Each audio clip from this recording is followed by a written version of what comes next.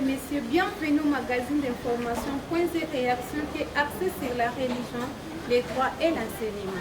Sans plus tarder, ouvrons ce magazine avec la toute première rubrique qui est l'actualité.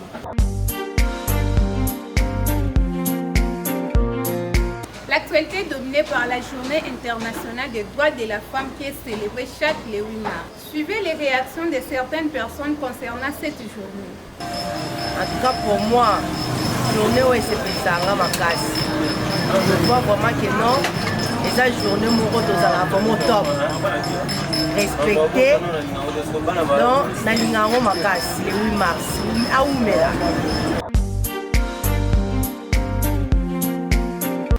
Parole à l'homme de la touche, Maître Didier nous parle des régimes politiques tels que définis par la Constitution. La Constitution en vigueur en RDC, en République démocratique du Congo, le régime politique adopté, nous avons les régimes parlementaires. Et ces régimes parlementaires ont un caractère bâtard. Pourquoi nous disons bâtard?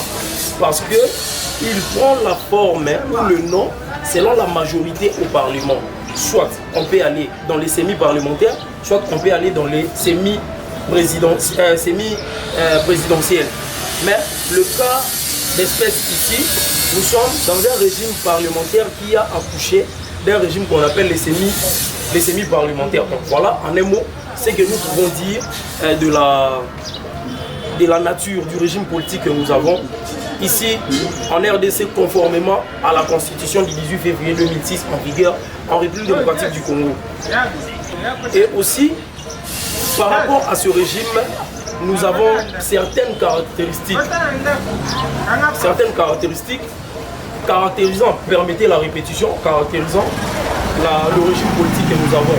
D'abord, nous allons remarquer que nous avons les bicéphalismes de l'exécutif, nous avons les bicaméralismes du Parlement. Avec le bicaméralisme, nous entendons dire quoi? Nous avons les deux chambres qui composent le Parlement congolais. Nous avons d'une part la chambre haute qui est le Sénat et d'autre part nous avons la chambre basse qui est l'Assemblée nationale.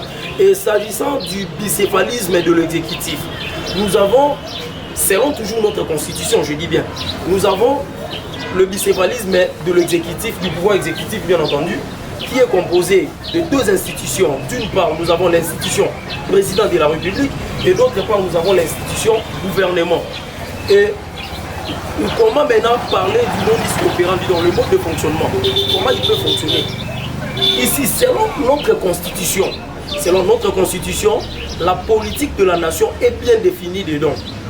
Vous allez vous rendre compte que le président de la République, bien que ça paraît un peu paradoxal, toujours dans la même constitution et par rapport à la réalité ou à certaines réalités que nous sommes en train de vivre dans l'évolution du fonctionnement politique dans notre pays, comment voulez-vous le président de la République qui avait été élu sur base d'un programme, mais au moins il n'a pas la latitude d'imposer son programme conformément à la Constitution, parce que l'article 91 alinéa 1 de la Constitution nous dit le gouvernement définit, il y a une virgule qui s'ensuit. Le gouvernement définit, il y a une virgule qui vient et on dit en concertation avec le président de la République et on assume la responsabilité. Donc ici nous allons nous rendre compte que le président de la République n'a pas la latitude de tout faire en lui seul. Pas du tout. Selon l'esprit de la Constitution de notre pays. Donc il n'a pas la latitude de tout faire en lui seul. Ça veut dire qu'ils doivent toujours aller en concertation. Et ici, dans notre pays, nous avons un cadre approprié qu'on appelle le Conseil de ministres, que le président de la République préside en tout moment. Et c'est là-bas que s'est définie la politique de la nation. Maintenant, il y a l'endossement de la responsabilité. Ce n'est pas au président de la République d'endosser ces responsabilités-là. Ça revient au gouvernement. Pourquoi? Parce que le président de la République n'est pas redevable au Parlement. Et c'est le gouvernement qui est redevable au Parlement. Et ceci étant, parce que vous allez remarquer que le gouvernement est l'émanation de la majorité parlementaire, conformément à l'article 78 de la Constitution en vigueur en RDC, en son alinéa 1. Donc le président nomme le Premier ministre issu de la majorité parlementaire. Donc voilà, en quelques lignes, c'est que nous pouvons dire, bon, un régime politique, je peux dire, c'est la nature du modus operandi adopté par le peuple dans la Constitution. Comment peut fonctionner, comment la politique de la nation peut s'exercer. Et la forme même de l'État ne peut se définir que dans le régime politique. Et comme nous ici, nous avons eu à adopter le régime politique du genre, le semi-présidentiel, chez nous ici en RDC, et en dépit de ça, et il y a des caractéristiques que je viens d'énumérer ici. Donc c'est un peu ça. C'est ça en un mot, c'est que nous pouvons comprendre du régime politique dans un État. Bon, le régime politique ne peut exister tout au long de sa vie que lorsque la Constitution est en vigueur. Le jour où la Constitution sera abrogée dans son entièreté, nous ne parlerons plus du régime.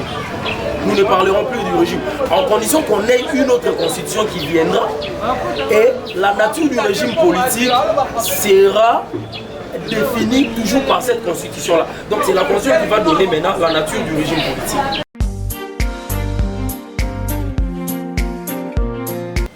Conformément à l'arrêté du ministre de l'Enseignement supérieur et universitaire, les remises et reprises ont été faites dans certains établissements de l'enseignement supérieur et universitaire public. Suivez cette analyse.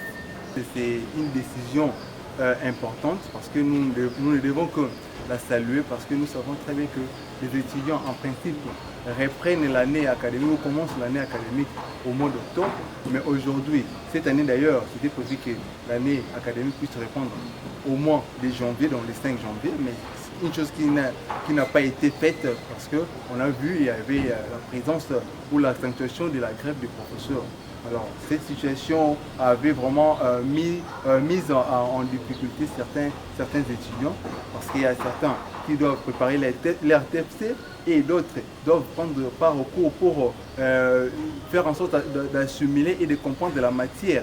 Donc cette situation a vraiment dérangé, mais aujourd'hui comme l'arrêté a été, le deuxième arrêté a été accepté de tous, il y a eu remise et reprise dans plusieurs établissements d'enseignement universitaire, donc c'est une bonne chose. Nous avons c'est déjà un espoir vivant qui nous montre que dans quelques jours, les cours pourront facilement répondre dans certains établissements ou dans tous les établissements pour que les étudiants aujourd'hui passent de beaux moments dans l'enseignement parce que c'est leur droit, ils ont le plein droit d'étudier, d'être formés par l'État congolais. Parole à l'homme de Dieu, l'apôtre Idi Amin nous parle de l'importance des eaux. C'était au cours de la clôture du séminaire des 14 jours, organisé par l'église Les Rochers, conduite par la prophétesse Déborah Mandoundou. Suivez. L'église Les Rochers, conduite par la prophétesse Déborah Mandoundou, venait de clôturer son séminaire des 14 jours avec succès grâce aux bonnes prédications faites durant ces 2 bonnes semaines. Avec pour thème les ossements desséchés, la soirée de clôture a connu la présence de l'apôtre Idi Amin qui, dans sa prédication, a synthétisé ce que d'autres intervenants avaient dit et il a également explicité l'importance des eaux. Amen.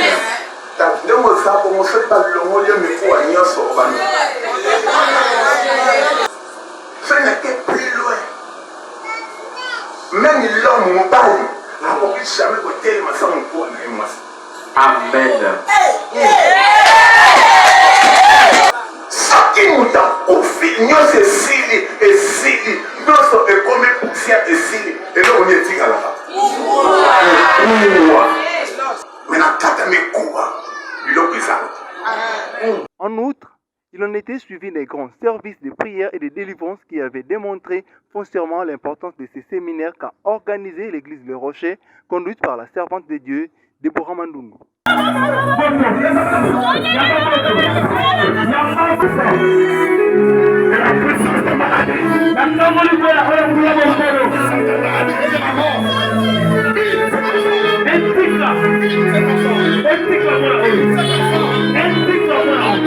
Cette clôture a pleinement marqué et laissé ses empreintes dans la vie des participants et au peuple de Dieu. Que Dieu soit loué. En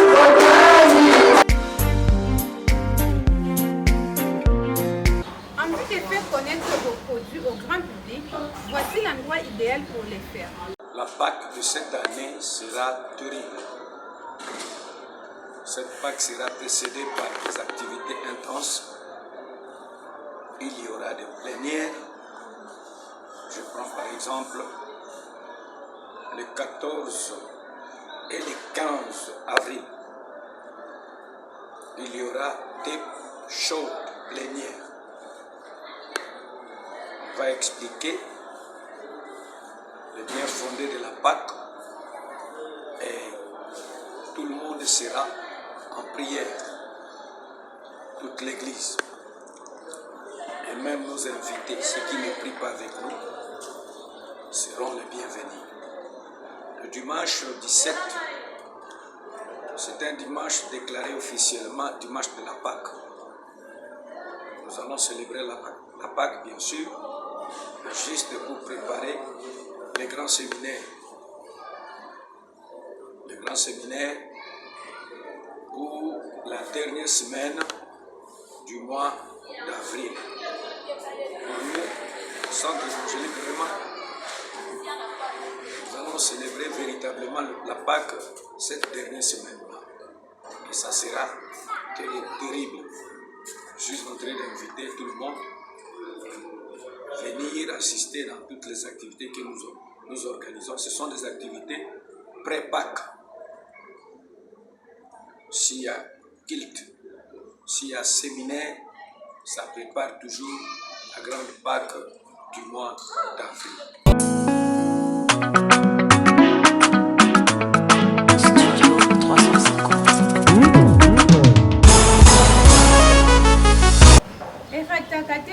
Jamais votre rubrique Libanga qui vous permet de faire des dédicaces à vos amis.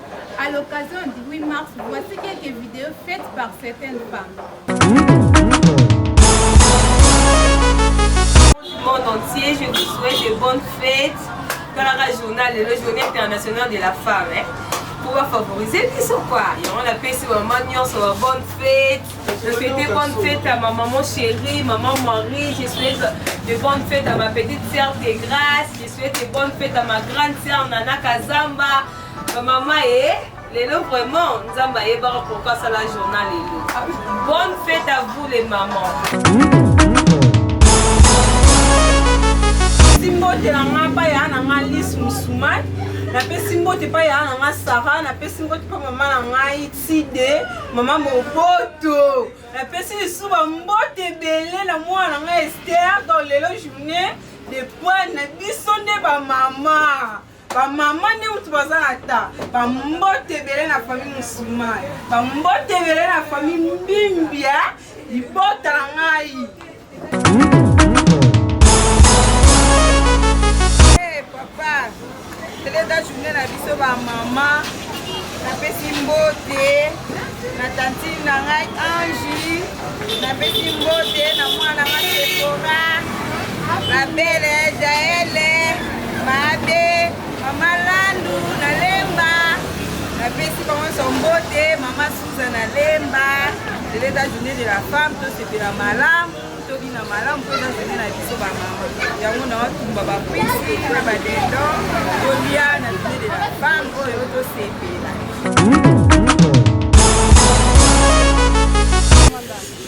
na pesi bote na ngala mama na nga Hortense Okweli la première dame na pesi bote na leki na Kapi na Janet na pesi bote na ngala mama leki na Petroni ba bonne fête na bango.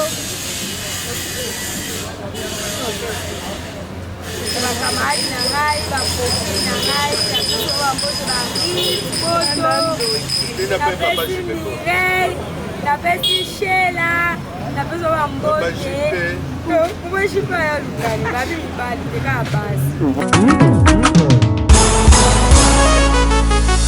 Napesi mbote na mwana nga, Angela na nga, Cecilia na nga, Anna, Jani, Nisha Mpemba, journée de la femme ya biso. Na mipesi mbote na nga moko Vanessa Chibini. Na mipesi mbote na osa monyo fuchi esa journée na biso na poko photo bima. Na pesi na pesi mbote na Lina Mwika, na Jean Kapinga, na Janet Moteki Mapa. Azata ketika mwana classe. Na pesi mbote. La pesi mbote la pisi niki na nga moko na suka na de la effort Giovanni Mouy.